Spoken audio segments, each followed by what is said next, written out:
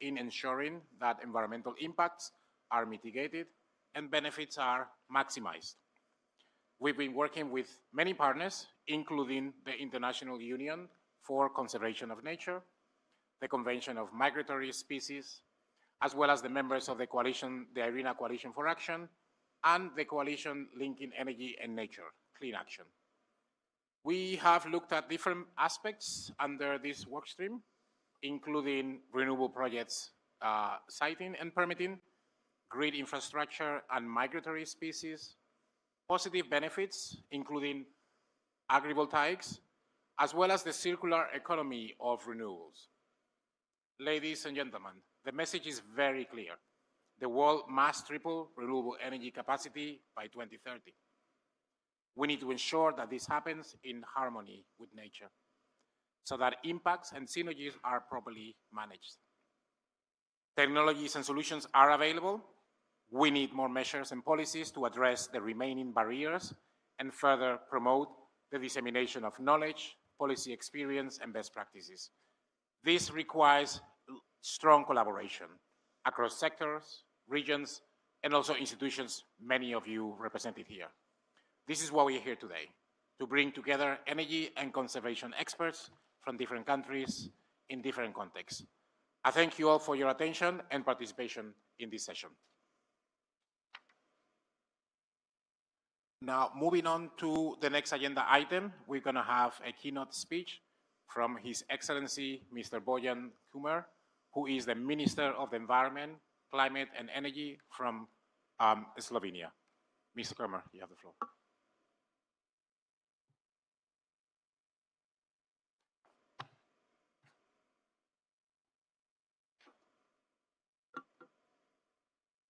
Thank you, dear Excellencies, ladies and gentlemen. Thank you very much for inviting me to address this esteemed panel. Slovenia sees renewable energy at the heart of the just and competitive energy transition that safeguards our planet for future generations while ensuring economic resilience. Slovenia is stepping up its efforts and has, in a newly adopted, updated National Energy and Climate Plan, increased its renewable energy goals. However, as we strive to advance these plans, we must carefully navigate the complex interplay of environmental protection, societal acceptance, and technical possibilities. The impacts and benefits of renewable energy projects are varied. In Slovenia, we have seen remarkable progress in solar energy, which has proven its suitability for urban environments. Rooftop installations, for example, empower communities through self-consumption and efficient use of already developed spaces. We are now successfully expanding into a larger field-based solar projects. Our journey with wind energy, however, has been more challenging. Limited wind potential, highly dispersed settlements, and Slovenians' high share of protected areas have hindered development. Meanwhile, hydropower, still the backbone of our renewable energy system, faces setbacks due to environmental preservation needs. Traditionally, Slovenians have been attached to the use of wooden biomass, but even in this field, we face limitations due to air quality requirements. In mitigating negative impacts, Slovenia strictly adheres to EU legislation by conducting strict environmental impact assessment.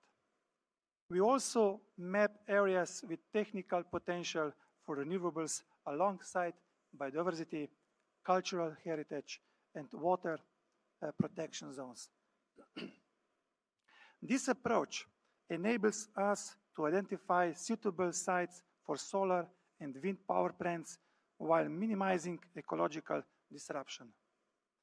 Moreover, by prioritizing areas that minimize conflicts, we can ensure better societal acceptance and faster project realization. That said, harnessing benefits is central to our strategy. Renewable energy projects can contribute to local ecosystems and communities in multiple ways. Agrovoltaics, for example, offers Slovenia an opportunity to maximize land use while supporting local economies. Similarly, artificial lakes and other multifunctional renewable sites show how energy and environmental goals can align to create win-win solutions. Despite these efforts, barriers persist. Public resistance remains one of the most significant challenges. Civil initiatives often oppose new projects, citing concerns over noise, light pollution, and the perceived trade-off between nature conservation and renewable energy. We recognize the need to address these barriers through targeted policies. Improving grid infrastructure, streamlining permitting processes, and enhancing public consultation and awareness are critical steps. International collaboration is vital to achieving our goals. Slovenia is actively engaging in cross-border partnerships. For example, through the Swiss contribution, we are exploring the potential of agrovoltaics, including a pilot project on agricultural land. By sharing knowledge, investing in a joint research, and aligning policies, we can better secure our success. To conclude, Slovenia is determined to lead by example in advancing renewable energy while preserving our natural and cultural heritage. By addressing challenges head-on, fostering innovation, and embracing international partnerships, we can demonstrate that a just energy transition is not only necessary, but also achievable. Thank you. Thank you, Your Excellency. It's really great to hear directly from you about Slovenians' determination and commitment to ensuring that there is social acceptance in the renewable energy transition. With that, let's move on now to an additional keynote speech, which we're going to have from Mr. Stuart McGuinness, who is the Deputy Director General for the International Union for Conservation of Nature, IUCN. Mr. McGuinness, you have the floor.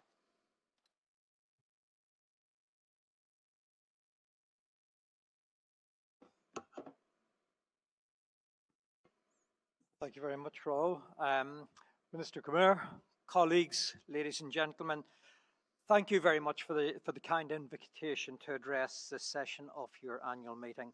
I want to say it's a real pleasure to speak to the members and partners of IRENA.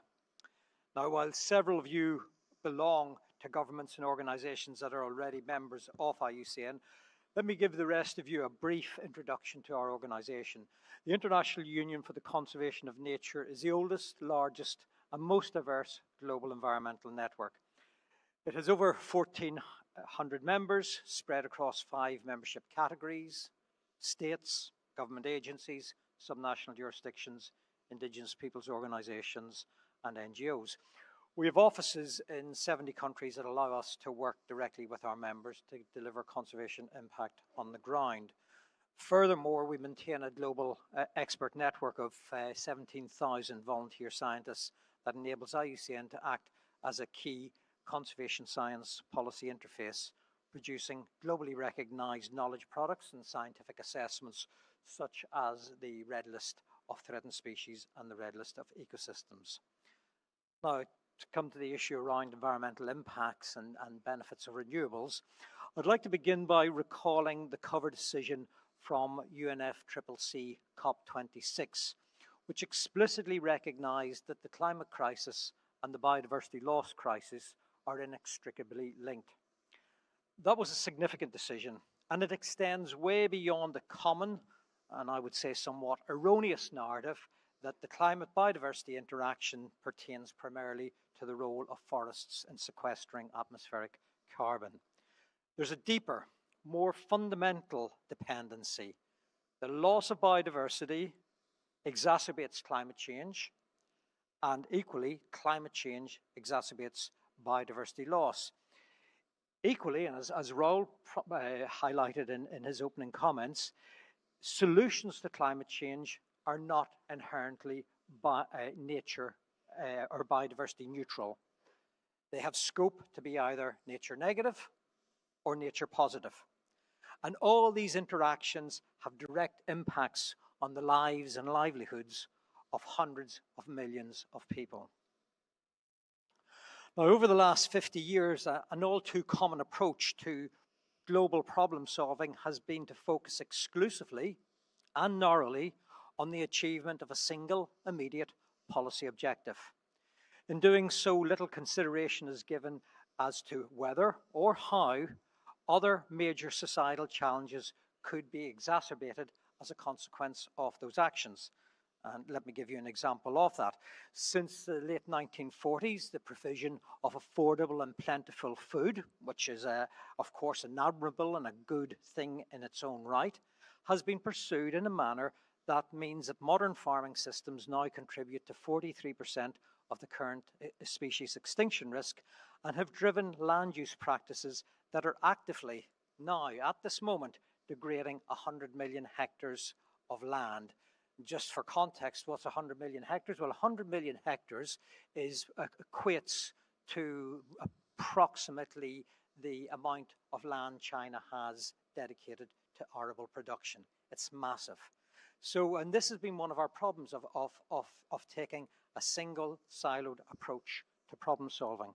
However, when it comes to the energy transition, we don't have to repeat the mistakes of this approach to siloed policy implementation. Now, clearly, given the urgency of climate change, the permitting and installation of renewable energy generation and distribution capacity is a priority. Typically, in the past, rapid and at-scale infrastructure development often came at a heavy environmental cost. However, this time, there's a fantastic opportunity for the renewable energy sector to define decarbonisation pathways to net zero that not only address the climate crisis and alleviate energy poverty in many parts of the world, but also to make a direct positive contribution to the protection and restoration of nature. We in IUCN fundamentally believe a nature-positive transition to clean and accessible energy is not only possible, it is a societal imperative. So what does this mean for renewable energy policy and projects? Well, first, we can be much more proactive in building a do-no-harm approach that takes account of key biodiversity values in terms of both siting and operational practices. Now, I acknowledge that some may have concerns that this risks slowing the planning and permitting process, but I would argue that that does not have to be the case. Bringing existing conservation knowledge together with renewable energy planning and operational know-how can anticipate and help make provision to address major risks early in the planning process.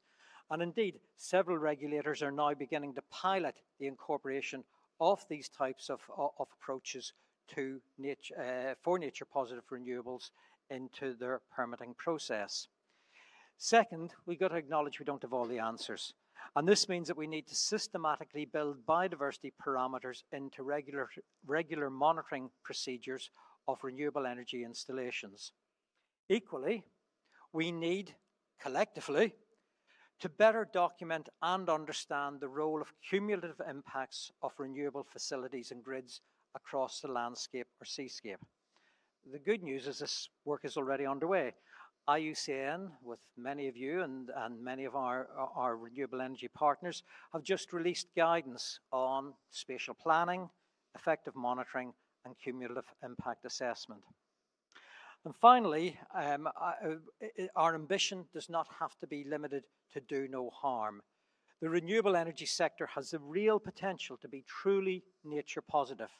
In other words, enhancing the quality and abundance of biodiversity within the scope of their operations.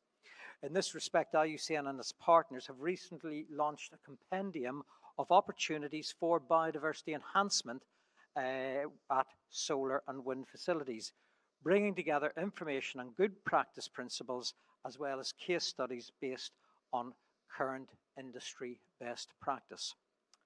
So in conclusion, a successful energy transition will require integrated policy and planning frameworks that are owned and supported by the renewable energy sector, the conservation community, and many other key actors. This will involve collaboration with different organizations and sectors who have not historically worked together. And therefore, I'm delighted actually just to highlight the collaboration with IUCN and the Renewable Grids Initiative, and Antonella is here from RGI. We came together to launch the global initiative for nature, grids and renewables, called Ginger, which is intended to serve as such a multidisciplinary platform, providing tools, know-how, best practice, new collaborative frameworks to support the renewable sector in achieving a just and sustainable nature-positive energy future. So finally, in this respect, I would encourage all of you to speak to my colleagues. Antonella, Rachel's here, Shulin is somewhere. There's Shulin over there. I'd encourage you to speak to my colleagues on engaging with the Ginger platform. And finally, I'd like to invite all of you to the World Conservation Congress, which will be here in Abu Dhabi in October this year, where I'm very pleased to say nature-positive energy transition has been prioritized by IUCN as a key issue, and it will be profiled and discussed there. So with that, I'd like to thank all of you. I'd like to thank Irena for this invitation, and I look forward to this afternoon's discussions.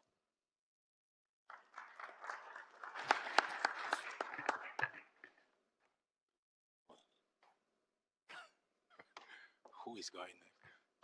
First of all, thank you, Mr. McGuinness, for providing those framing thoughts as well. You mentioned a couple of things. We don't have all the answers, and this is why we're going to have a panel discussion with people who have all the answers.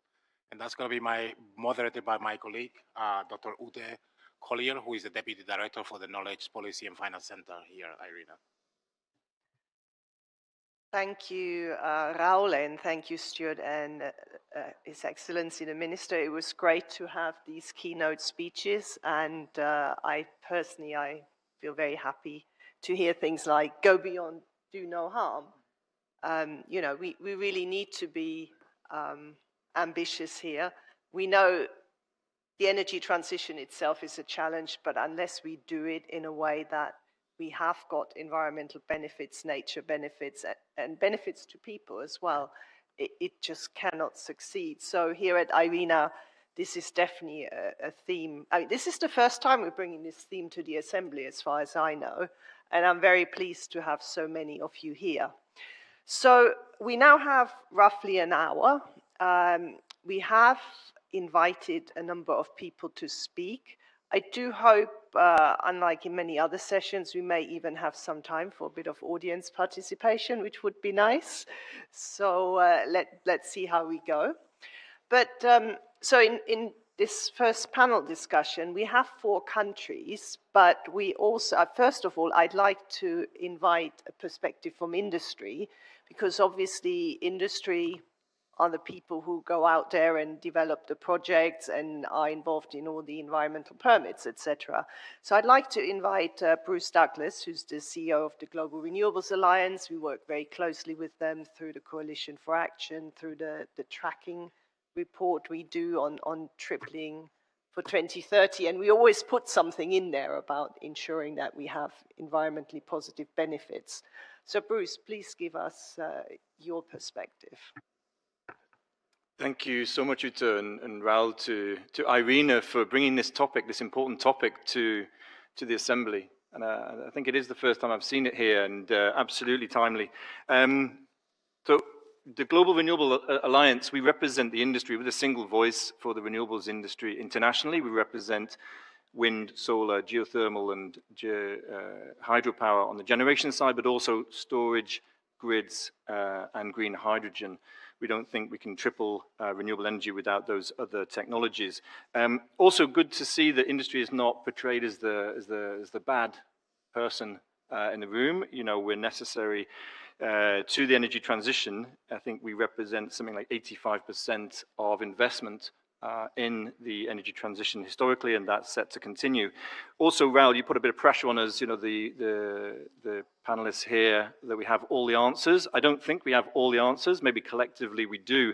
Certainly in the industry we don't. We look to others for guidance, and IUCN, your leadership on this is absolutely critical, as with RGI.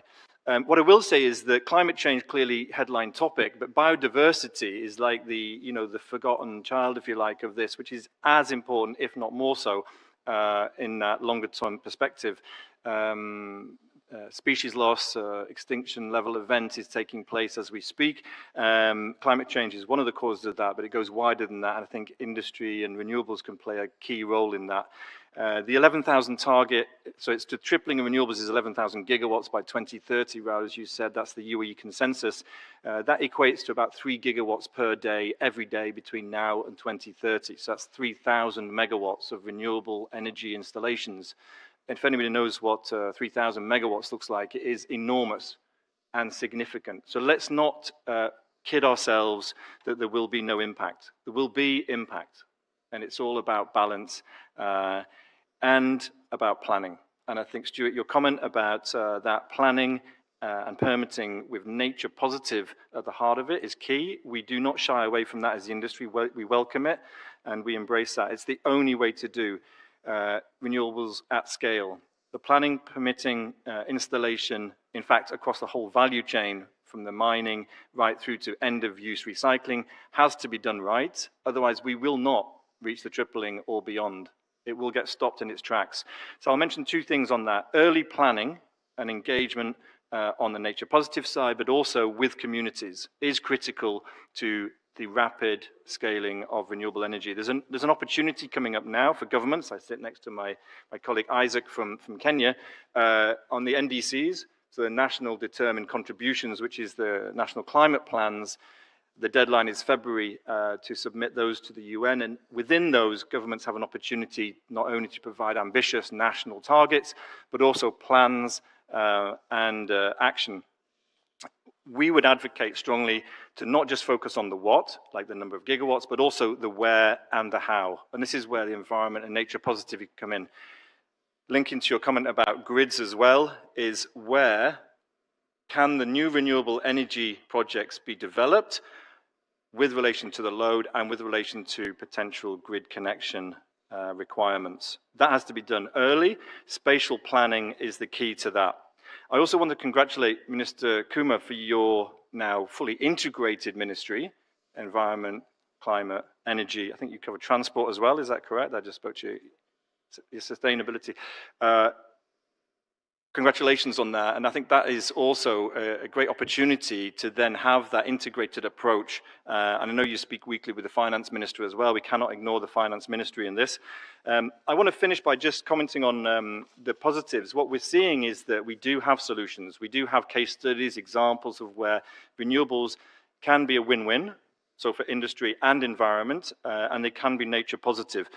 We work closely with the IUCN, with Eurelectric and the Nature Conservancy on a project called Power Plant, so power stations plus plants. Please Google it.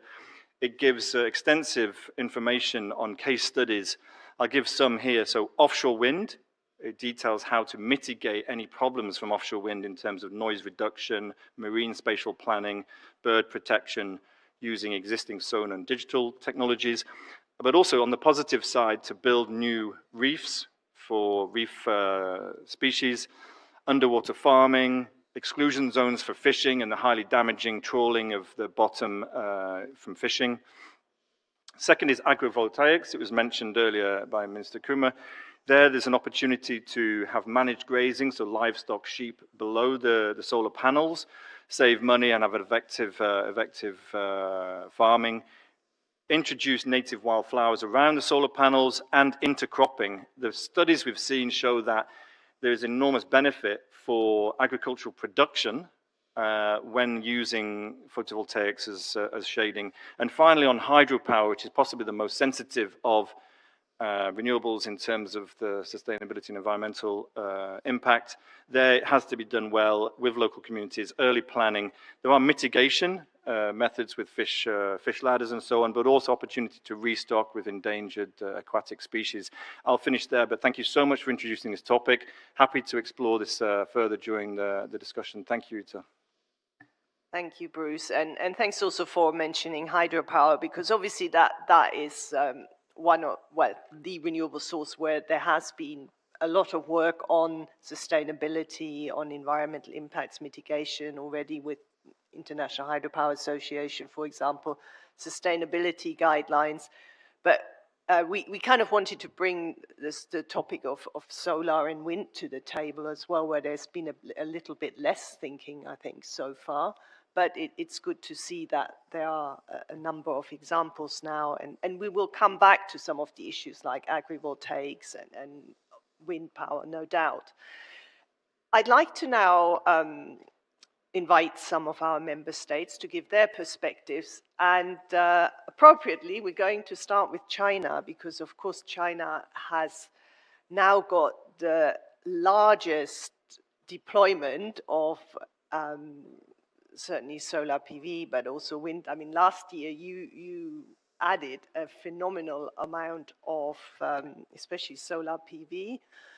And obviously you also have a very large country, and you do have very large solar power plants. I was lucky enough to go to Qinghai province in August last year, and the scale is just phenomenal. It's not something we can have in Europe, especially countries like Slovenia.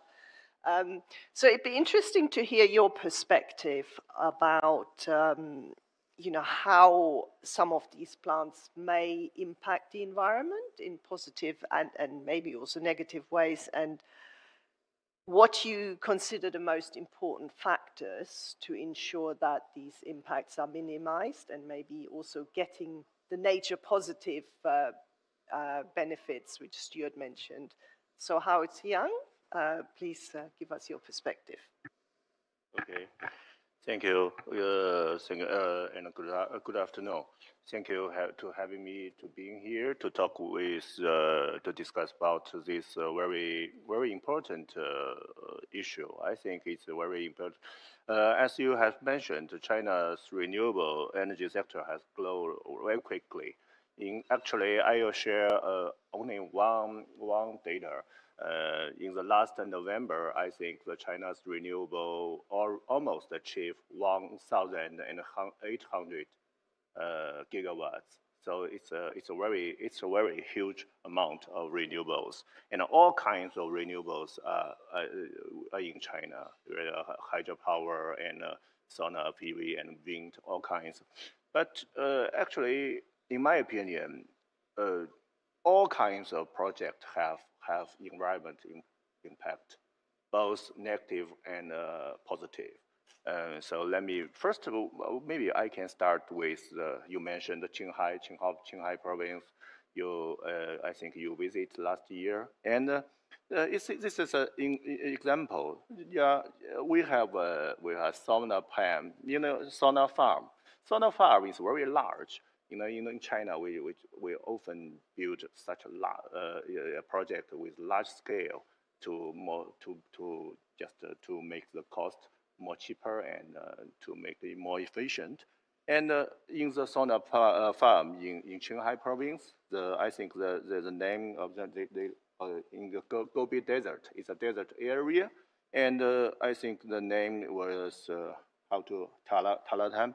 It's a Gobi Desert area.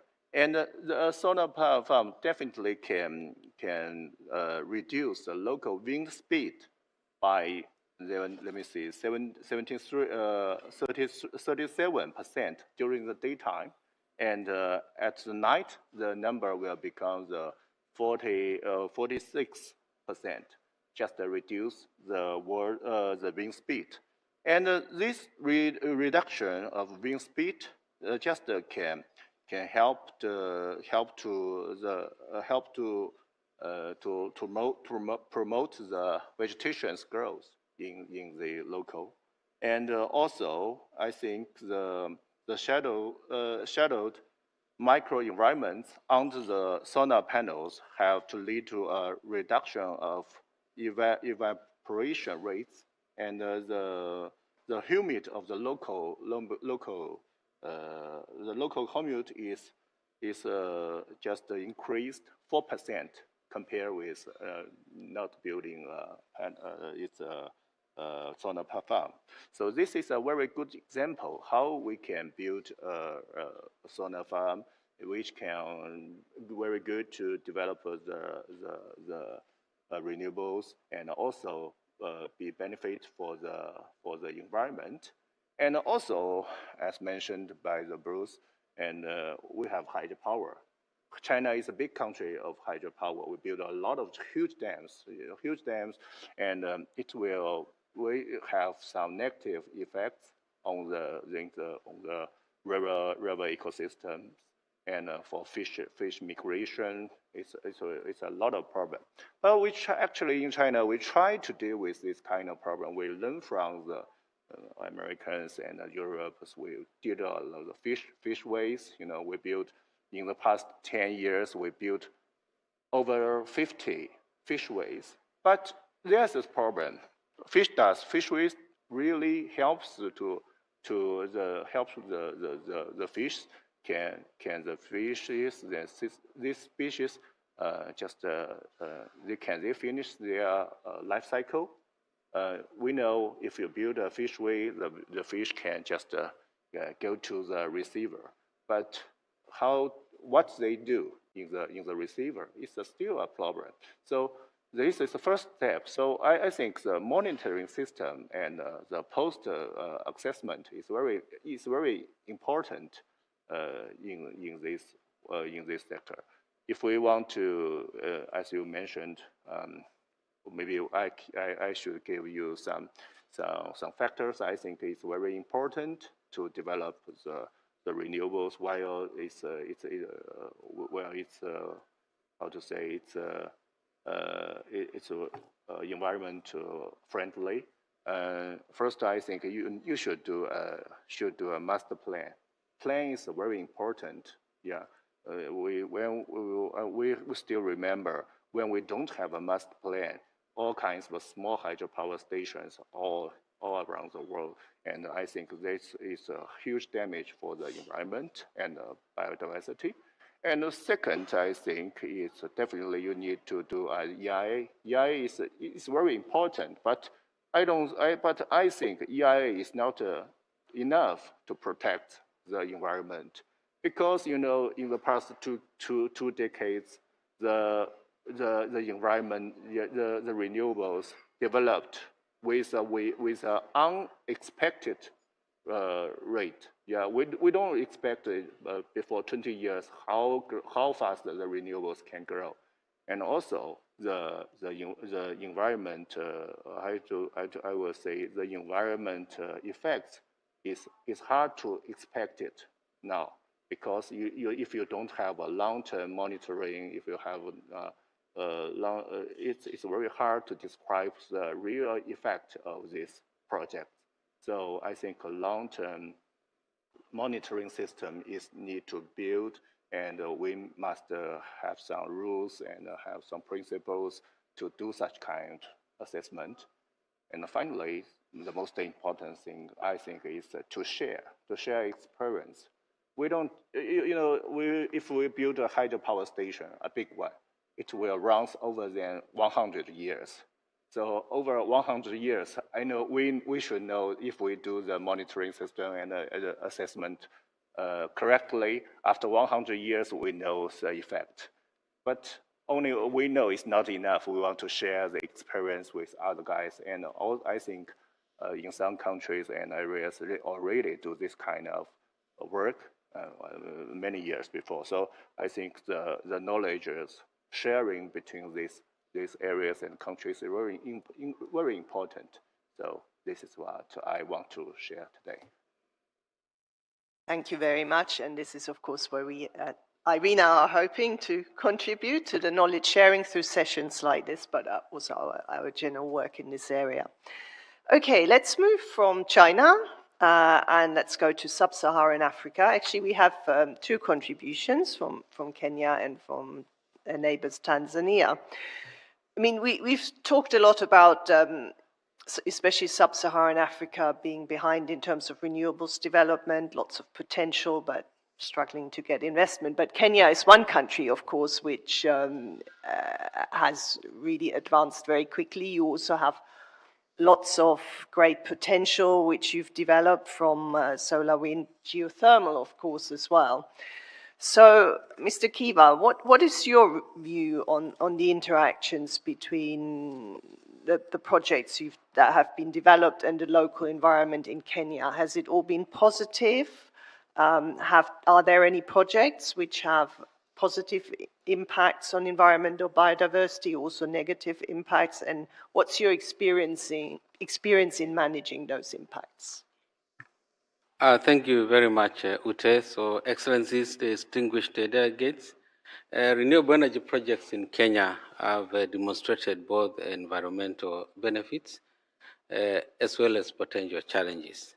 So our geothermal and wind projects, we know, for instance, they have significantly reduced greenhouse gas emissions, contributed to improved air quality, but also led to increased socioeconomic activities for communities around the project areas. However, challenges remain, including managing biodiversity impacts, especially in ecologically sensitive areas like the Rift Valley, where some of the renewable energy projects are located. To address these challenges, Kenya has prioritized comprehensive environmental impact assessment, looking at both environment and social safeguards, as well as biodiversity action plans to be able to mitigate and avoid potential harm to the ecosystem. Kenya's approach integrates solutions to minimize environmental impacts while enhancing core benefits. We are leveraging digital platforms and geographic information system, as Wagins has said, to map out environmentally sensitive areas and identify optimal renewable energy project sites. So policies mandating sustainable design, such as integrating renewable energy with agricultural activities, are gaining traction. Furthermore, Kenya is increasingly embracing circular economy principles, particularly in managing electronic waste-related challenges. We also do have a benefit sharing framework, which looks at benefits to the national government, to the county government, and also to the local community. And this has helped us to be able to stem any negative connotations which the community may have to these projects. We have seen some of the project proponents even offering a part of the shareholding, of the equity shareholding to local community, and then picking up like Kipeto Wind Power, 100 megawatts. The locals have a stake, have an equity stake in the project, so that goes to reinforce or enhance not only acceptability, but also livelihood in the region around there.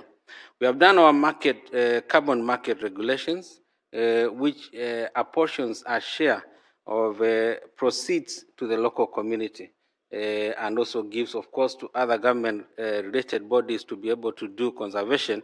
But this also helps us that the carbon market proceeds can then go directly to the communities around the project areas. We know that we still require a lot of international collaboration, and I was very happy to hear about the studies that Bruce and this organization have done, technical work done, and we should be able to study those so that we are better informed even as we move forward. So stronger global cooperation in sharing best practices, establishing international standards, and scaling up knowledge transfer will ensure that renewable energy projects worldwide align with environmental sustainability and biodiversity goals. So in conclusion, Kenya's renewable energy journey underscores the importance of balancing environmental impacts with sustainable development. And by leveraging innovative solutions, inclusive policies, and international collaboration, we can be able to maximize the environmental benefits of renewable energy while mitigating potential risks. So we urge our stakeholders today to commit to foster an equitable and sustainable energy transition for the benefit of both the people and the planet. I thank you very much. Okay, thank you. And let me hand over to Tanzania, Katibu Kazungu, please. Thank you very much, Madam Chair. Good afternoon to all of you. Tanzania, like any other developing country, is making significant strides in renewable energy, which of course bring both the potential impacts and benefit. In terms of the potential impact, environmental impact, renewable energy projects such as solar and geothermal in Tanzania. For example, in Tanzania, the potential to generate geothermal is around 5,000 megawatts, and solar is around, I think, 600 megawatts.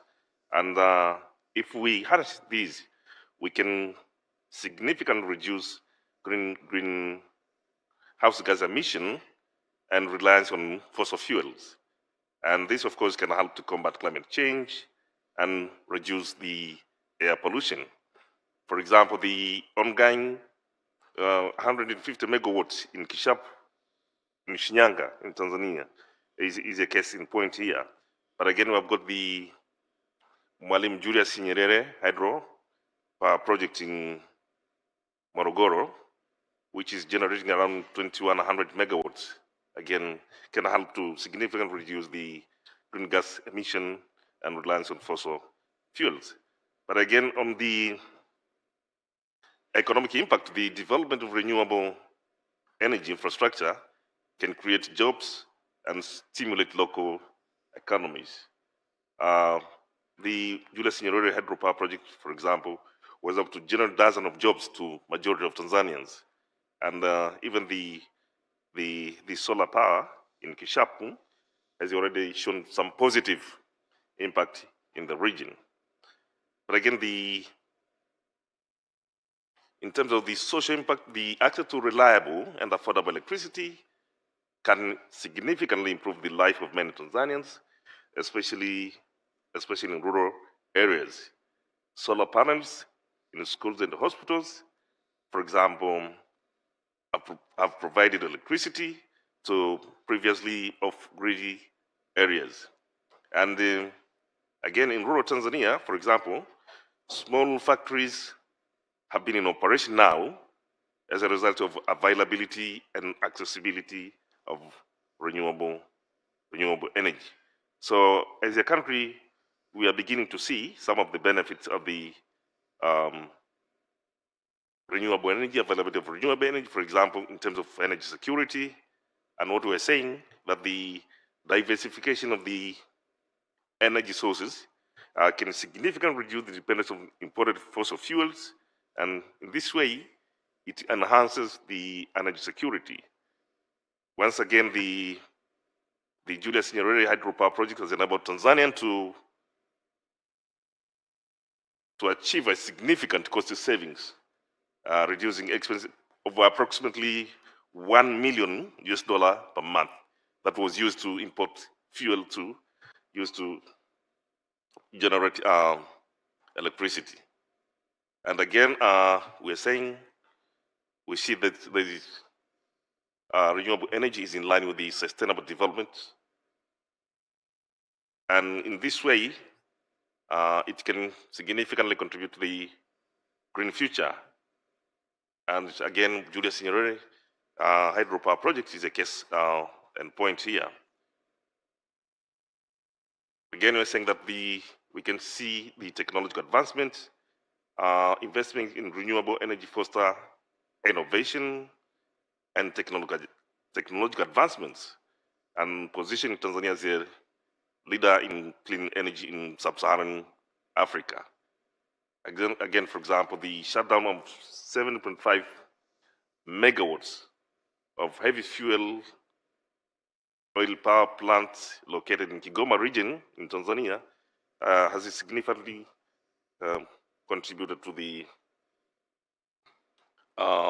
improvement of the environment and reduction in the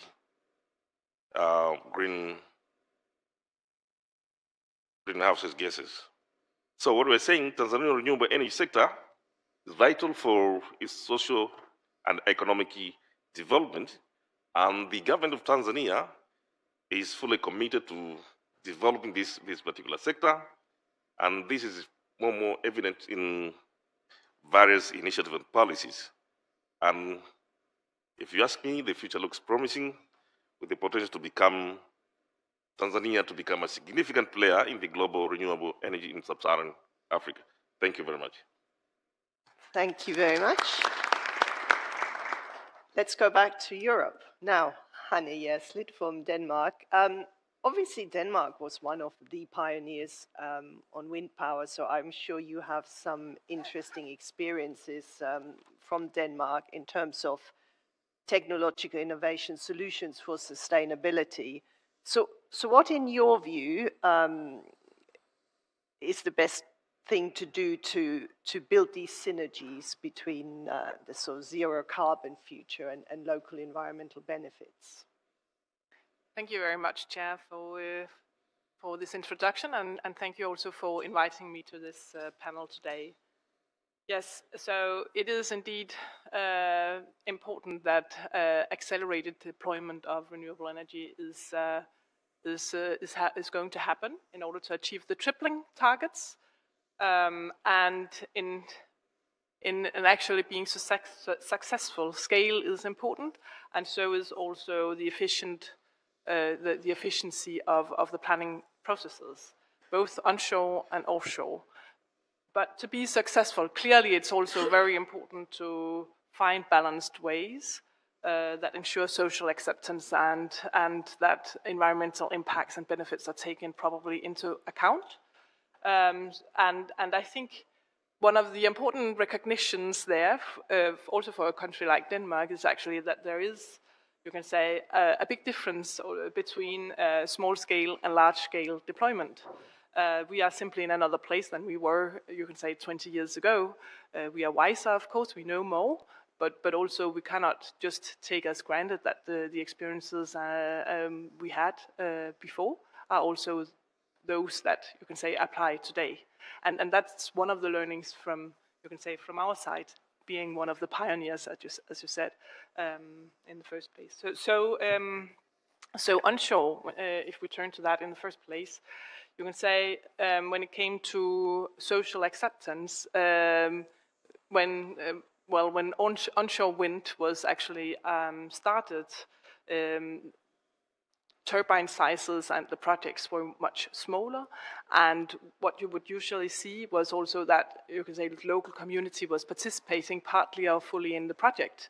They were simply community-owned, these first onshore wind farms. Today we are in a totally different situation, also in many of, you could say, the new countries embarking on renewable energy, where the projects are large, and you can say the whole sector is professionalized, and you will have big developers and an industry behind, which of course means that the scale is much larger, and this is exactly what is needed in order to actually also get us, you can say, on the right course for the tripling target.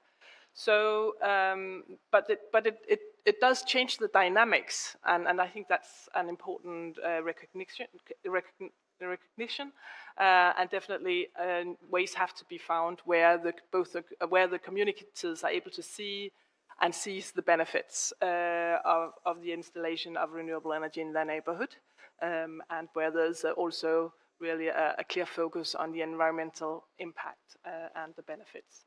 So as it has been said before, definitely planning is an important thing in that regard. The Danish government has actually set the target to quadruple onshore renewables by 2030. And for us, it's actually a huge task, given that we do have restricted, you can say, or a lot of competing interests in a small country like ours. So it is a complex task, and early planning is really needed, and also all stakeholders are needed on deck. So as a result of that, in 2023, the Danish government established what we call a national energy crisis staff. And this task, this staff is actually tasked with solving and coordinating acute challenges across authorities, municipalities, and other public and private actors. And one of the work streams has been to provide guidance on how onshore solar and wind can be accelerated. Last year, this resulted in 27 recommendations on how this can be done to strengthen local acceptance, create faster processes, but also better coordination between the authorities and, not least, also smarter deployment of the appointed areas for renewables. And 4 points were highlighted, amongst those the smarter land use, that of course should ensure coexistence with nature, biodiversity, and environment. And the government is now considering how these recommendations can be implemented. But also, I mean, in parallel, it was decided to elaborate a guidance on solar projects, including case examples. And this, I mean, these case examples are definitely going. I mean, the objective of that is to show how they can be done in the very best way, including you can say including managing different interests and ensuring, for instance, there are examples on how geological and ecological interests have been integrated in a project, and I think Bruce also mentioned some examples of that. I mean, how you can actually plan for biodiversity rows within solar projects. How you can also, that's at least in the Danish case, that's an advantage, how you can also enable more sun to hit the ground between the rows of solar panels. And then there is also this case of multifunctionality. So how is it that, you know, when you have scarce areas available, then how can they be used for multiple functions at the same time?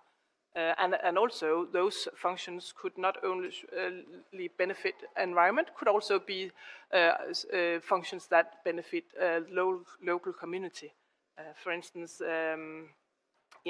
one example in Denmark is that there have been apple trees have been planted around the solar park to allow for local cider production, because that was actually something that the local community thought could be an interesting idea. And for sure, you can say part of this early planning process, I mean, really a key point is to have this engagement between the industry, the developers, and the authorities, and then the local community. If I should shortly also touch upon offshore wind, then also there you can say we have been a front runner and have had a lot of projects since the 90s in Denmark, but we also have to recognize in our case that there's a huge difference between these first projects and the larger projects, because of course the small ones did only have small effects, whereas now we are looking into really big wind farms with a lot of, you can say, with a lot of potential impacts. So really, you can say, well, this is something that, for instance, has been dealt with and is being dealt with in the North Seas Energy Cooperation, the NSAC, of which Denmark and many of the other North Sea countries are taking part. And where there are ambitious plans, but also you can say a very clear recognition of the importance of you can say monitoring and being very clear about how to deal with the potential impacts in the future. And I think what what you can say in general is that definitely it has also already been mentioned. Monitoring is really important. Data collection.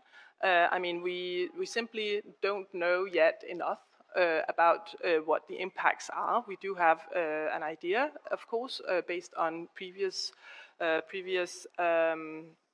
studies, but the monitoring will be of these larger parks will of course be very important. Then also it will be very important to develop the tools for assessing the cumulative impacts on the marine environment, not only of you can say of offshore wind, but also in the context of all the other activities that are actually you can say taking place offshore. I mean, fisheries, other kinds of pollution, and I mean, definitely this more holistic view will be of importance, and also to be able to then quantify the impact of the different activities. So let me stop here, but by saying that the marine spatial planning offshore is of extreme importance, of course, and taking all these different and competing interests into account, and being able then to prioritize amongst them, but also then to mitigate the different with a clear view of mitigating the different you can say the different impacts will be really important in the future. Thanks. Thank you very much, Hanne. And I think that was a very important point, that, I mean, the reality is, in most cases, we're also citing these renewable projects in areas which have a number of other challenges, where we already have biodiversity loss because of other things. There's other aspects of industrial development where, I mean, that can also play in our favor, I think, where we can use renewables to be more nature positive. Let me hand over to some of the observers to give their perspective. Now, one organization we work with, so we had a series of webinars in the last few months on this issue of environmental impacts and benefits. One of them we did jointly with IUCN. The other one we did with Raptor's MOU from the Convention on Migratory Species. And Irina is also very pleased to sit on the Energy Task Force of the Convention on Migratory Species. So we have Umberto Gallo Orsi with us, who is also based here in Abu Dhabi, and maybe you can say just a word or two about the convention and the Raptor's MOU.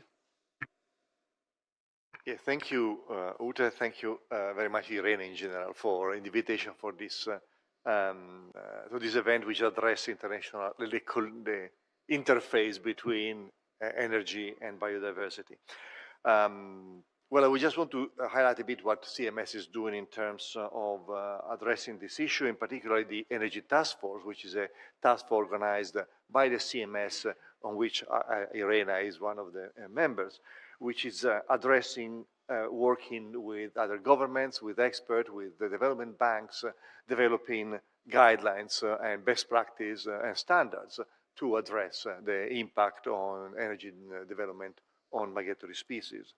And of course, electrocution and collision with power lines and wind farms are the most recognized impact of energy infrastructure on, in particular, terrestrial wildlife, but in wildlife in general, migratory wildlife in particular. While a lot of work has been done on looking at wind energy production through government experts and so on, energy industry and artificial intelligence, we have now solutions at site level to reduce the impact and minimize the impact, improving the sighting and detection of birds and so on. Much more work, and I repeat work what by Stuart by Jenny is about the need of looking at cumulative impact, because so far we've been looking at project level, sometimes at site level, but we are not looking at the impact on a flyway scale, because these animals are moving, migratory animals are going through project on project and project, and each one individually has a probably minimal impact, but on a larger scale, of course, we need, but we don't have a system to look at that. I mean, we have some guidelines, of course, but we don't have a legal framework nor a mechanism to collect the data, analyze the data, and look at that in a more global way. And of course, this is problematic given the large impact that we're going to have with the expansion of energy infrastructure, because we need to address the climate change. Consider that as a general rule, there have been calculated that for each gigawatt installed, we are looking at having 500 kilometers of transmission line, 8,000 kilometers of distribution line, which is 130,000 or more per new pylons. And each of these pylons are basically electric chairs. And electrocution on distribution lines is the most common human-induced mortality cause for large birds and a lot of other animals. I have the data on large birds because I've been produced recently an analysis on that. So electrocution is an incredible serious problem. There are technological solutions, but this has not really been recognized at the level that needs to be done. But electrocution of wildlife is not simply a biodiversity problem. It's farther from that. Each electrocution causes micro interruption. So it's a problem for the distribution companies. 1 in 10 of the micro interruption on distribution lines are caused by wildlife interaction. And that's caused a lot of problems for the company because they became liable for the damages they created to structures of their clients, decline and damage on their own infrastructure. Not only the fires that we are seeing these days in Los Angeles and in the past in other parts have been caused by the fall of an animal set on fire by an electrocution case. And in some countries, the companies are liable for this. So they have a common problem. We need to start working to that direction. So we definitely need to work on this together, and the Energy Task Force will be certainly an area to work, but there are so many other initiatives which we need to talk probably more and cooperate in a better way. But so, of course, despite these challenges that are being identified and we are working on, but we need to do more, we need to keep working on this direction because climate change anyway is something that we cannot forget. And so I'm very pleased to have CMS and IRENA cooperating on that because that's definitely the way forward. Thank you. Thank you very much, Umberto. Let me hand over to Ms. Bin Wei, who's president of State Grid Energy Research Institute in China. Please give us your perspective. Good afternoon. I'm from China State Grid Energy Research Institute, and thanks to...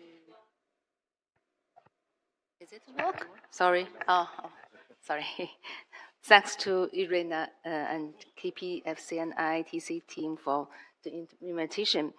And as we know that we mentioned before that Mr. Jiang had mentioned a lot about the thoroughly experiences from China to protect the environmental area for the renewable energy development.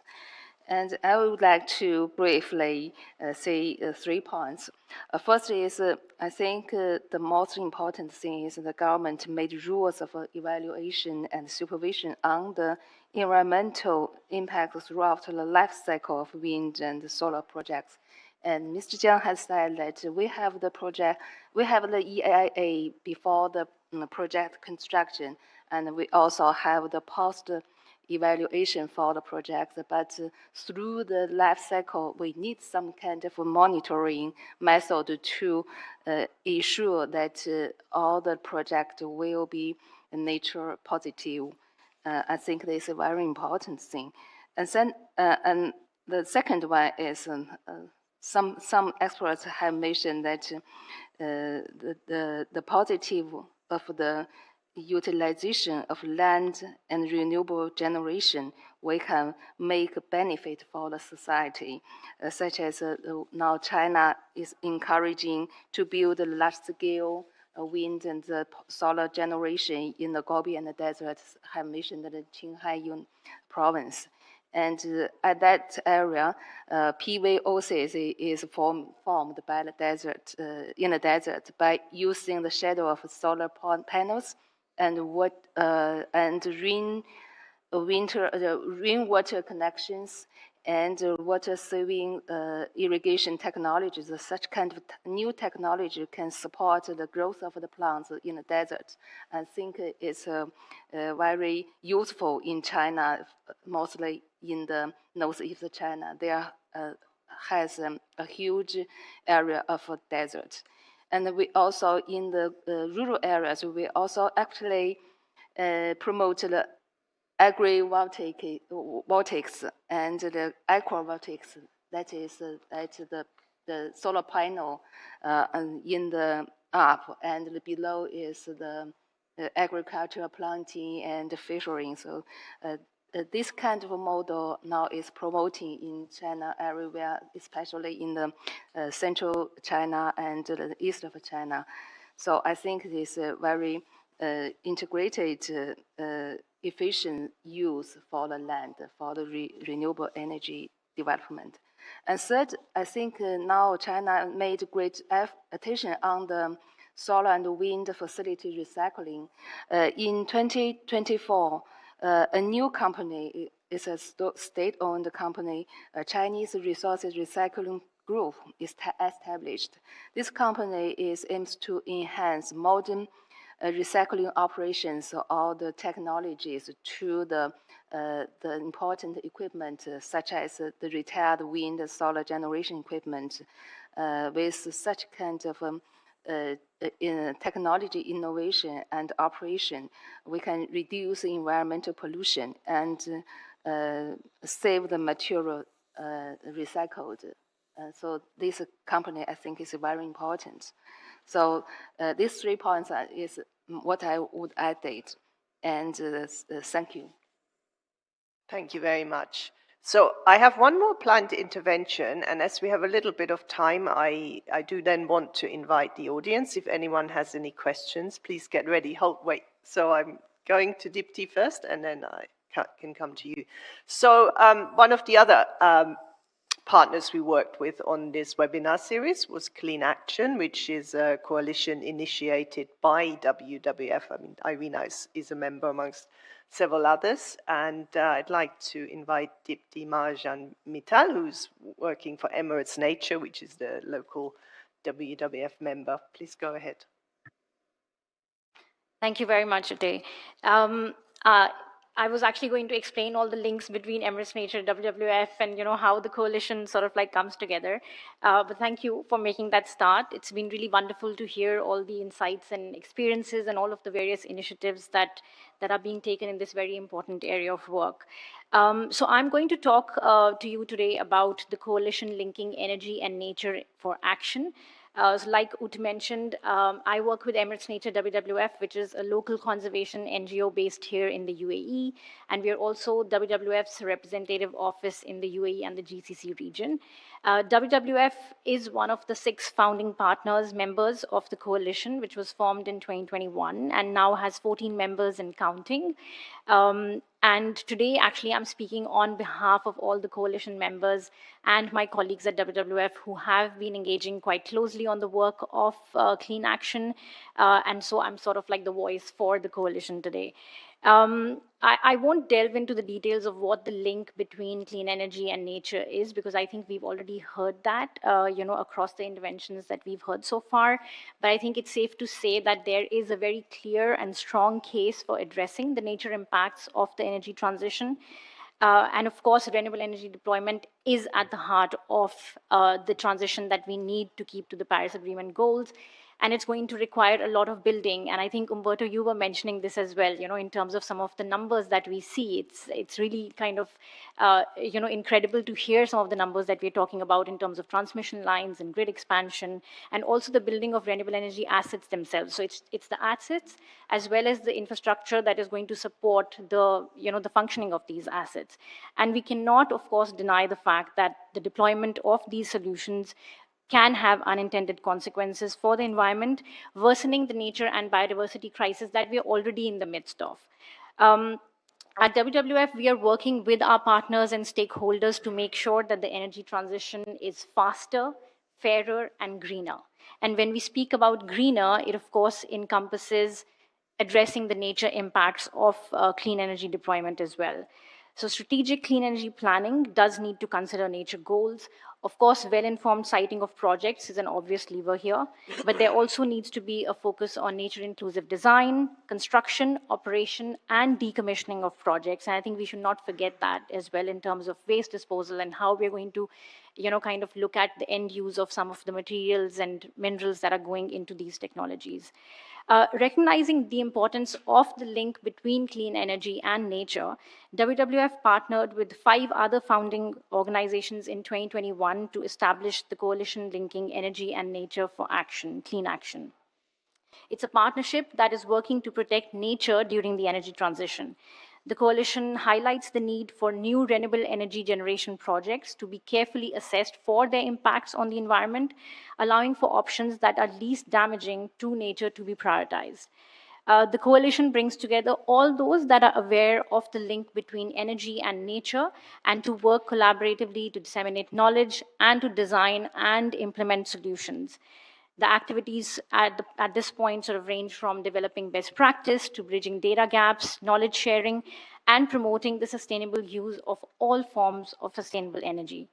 I think it's quite important to highlight here that one of the principles that underpins the Clean Actions membership and work is inclusivity, and the intention to be inclusive of different sources of energy and different technologies comes from the understanding that to achieve the global energy outcomes that we want to get to within the next 6 years and thereafter, we all need to work together and ensure that the nature-related interests that we're looking at are aligned across sectors. So many environmentalists, of course, object to bioenergy, the use of hydropower as well, and I know that hydropower has come up quite a few times in the conversation today. But Clean Action believes that there is need to involve all relevant organizations. And in fact, the World Bioenergy Association has actually very recently joined Clean Action as well. When it comes to hydropower, of course, the impacts of projects is context and location dependent and needs to be evaluated through holistic, low carbon, low cost, low conflict energy planning. Similarly, the use of biomass for energy must be considered carefully for its impact on both nature and people. But just as we need all sectors and stakeholders at the table, we also need all solutions part of a well-considered, informed energy vision. Today, Clean Action is launching its annual highlights report for the year 2024. And you will be able to access this online at the WWF website, panda.org/cleanaction. You will see a lot of different members, news and updates there. In June last year, Ørsted launched a framework for holistically measuring and reporting biodiversity impacts across markets. WWF France released a report offering recommendations to better integrate territorial energy planning with biodiversity conservation as well. So you will see in the report a lot of different sort of inputs from all of the members. And of course, there are a lot of new interesting initiatives in the pipeline as well. So IRENA, which is one of the members, is currently developing a report offering guiding principles for accelerated solar and wind development that is aligned with nature. And there's also interest amongst the coalition members to explore the environmental impact of the mining and use of critical minerals and also the disposal of clean tech waste. Of course, we need all hands on deck to foster collaboration in this area, which is sometimes overlooked actually when we speak about climate and nature. The coalition welcomes new members to join in, and we really hope that you will not only watch the Clean Action space for news and updates, but will actually join this endeavor. And I'll be happy to share more information. So please reach out to me after the session if you want to learn more. I can also put you in touch with colleagues at IRENA and at WWF, who could sort of facilitate more your engagement with the coalition. And I'll end by saying that the energy solutions that we deploy need to be climate positive and they need to be nature positive. And we really need to see the energy transformation as an opportunity to actually restore and conserve nature as well. Yeah, thank you very much. Thank you for this, Dipti. Just a small challenge, nature positive, environment positive, everything. We can do it, right? We can. Thank you. Antonella, I think you had a point or question? I had a point. I will summarize it because, first of all, I want to say that it is in the mandate of IRENA also to look at sustainability from an environmental point of view. And I'm really glad to see that this discussion is now happening. It is also interesting to see how different industry actors, and we have heard from Bruce, commit to be nature positive. However, commitment is not enough. And it is not enough to say, oh, this project has some positive impact. What is important now is to understand what is a positive impact. How do we measure it? How do we monitor it? How do we report about it? Because otherwise, we have a nice political discussion, but the environment will gain nothing out of it. And so, if we really want to have a nature positive energy transition, I believe we need to keep in mind that there are some basic steps. One is that we cannot play one thing against the other. Of course, we want an energy transition, we want renewables, but we need to plan it together from the onset to also have healthy ecosystems.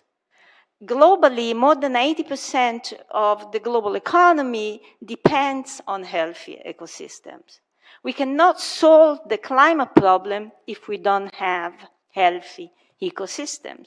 And so what we have seen over and over again is, oh, we need to build more of this, and so we will deal with nature later, we will deal with people later, but this doesn't work anymore. The evidences are so clear that we need to find ways to move everything in parallel. And so maritime special planning is essential, but then the real planning of this energy transition has to be done in parallel to the planning of nature protection, nature mitigation, and nature restoration. And this is a bit what we are intending to do with Ginger. Stuart mentioned about that, which is really looking at identifying a measurement scheme to assess contribution towards nature positive. And we should not forget the people positive part, because if we don't have people supporting this energy transition will not happen. Thank you. Yes, thank you. And of course, as you probably know, here at IRENA, we have put a lot of emphasis on the socio-economic impacts of the energy transition to ensure we're talking about a just and inclusive transition. And, you know, we are now, we want to ensure that that includes both benefits for people, benefits for nature. Of course, they're all interlinked. I mean, that's in a way the great thing, but also the complexities. Because you have to, I think Hannes said that, you know, needing to think very holistically. We have, I think we published the holistic framework of the energy transition several years ago, but it also means it does become a very complex thing. Stuart, did you want to just have a final point on this sort of challenge of the nature positive and how we do it from the IUCN perspective? Because I feel kind of here, you know, most of the representatives will be from energy ministries. I'd quite like to hear your view on how we foster that better communication, because we are, let's face it, as much as we try, there is still a lot of siloing everywhere, isn't there? Yeah. Thanks, thanks, Uta. I agree. I mean, I think this, and this, let's be truthful, this is not just a problem with the renewable energy sector. I mean, I mentioned, I spent a couple of weeks at the end of last year in Riyadh for the certification convention. I'd say, Bruce, that really is the forgotten global crisis. And so this is a constant problem, and we have, I mean, I think you can probably update me, but 2020 we had 6 trillion spent on subsidizing oil, gas. I mean, there's this issue about where do we find the money? The money's there, it's just how it's being prioritized. So I honestly do think maybe one of the first things we need to do is we need to be able to have a common coalition. I really liked actually, Umberto, the points you were raising that issues that are important to you and me on impacts on raptors is also an impact on the industry as well. I think we need to be able to find that, and we need to start to be able to build that. I do think we really do, and Deepal, you've mentioned this as well, we have to start bringing this on, not as an afterthought, but really getting up ahead of the pipeline and starting to think through about how we start to push a common framework. I think it's going to be, this is going to be a mix. I don't think we can just wait for the regulators to say, okay, this is what needs to happen. I think we need to see industry, civil society, and the regulators actually coming together to say, and it will probably move, and will move at different paces, but this issue, Isaac, you mentioned about actually sharing, making sure that there is real information flow as well. Finally, I do want to highlight, and come back to the point that Antonella made, is as we start to work this through, I honestly think it is fundamental to have a clear idea, a clear framework of what we're measuring. What do we mean by what, and make sure we've got this sort of shared understanding of what nature positive means and how we measure that. And maybe, Uta, the last thing I would just highlight on this, and I say this from having worked many years in the conservation field, environmental measures may deal with aspects of the environment and aspects of nature, but you need to be measuring species and ecosystems as well. There's often a risk where we say, well, we measure water quality, we'll measure this, we'll measure that, we'll measure extent of a forest or what, but we don't, you have to be able to say, and what is that doing with respect to the fundamental building blocks of nature, species and ecosystems? The good news is we've actually got ways of doing that. So I want to flag that up as a message from a conservationist. Please don't forget living nature, species and biodiversity, as we start to think about the metrics we need to assess in nature positive progress. Thank you. Sorry, quickly to Bruce. I mean, there was a challenge about industry thinking about these things. Do you feel your members have the expertise to engage in this, or how do we best advance it? Yeah, maybe 2 quick responses then. To Stuart, yeah, welcome that invitation to engage and work with you on the measuring and monitoring. And I think, as Antonella said, it's just essential to actually monitor what's happening. I will just come back to what Antonella said about commitment. I mean, industry is not just making commitments. You know, we are now walking the talk. As I said in my introductory speech, we recognize that in order to scale renewables to 11,000 gigawatts, we need to take not only nature into account, but also local communities. Much better than we've done in the past. You know, we'll be the first to put our hands up and say there's lessons to be learned. And do we have the expertise? Yes, in certain areas, but not in all the areas we need. And that's why the partnerships with IRENA, with IUCN, and with others around the table, including governments, you know, as we start to build out renewables at that scale, we need to engage with all those stakeholders to have the relevant expertise in place. And I'll finish by saying, you know, the monitoring and measuring is the start point. Is okay, what are we looking to get?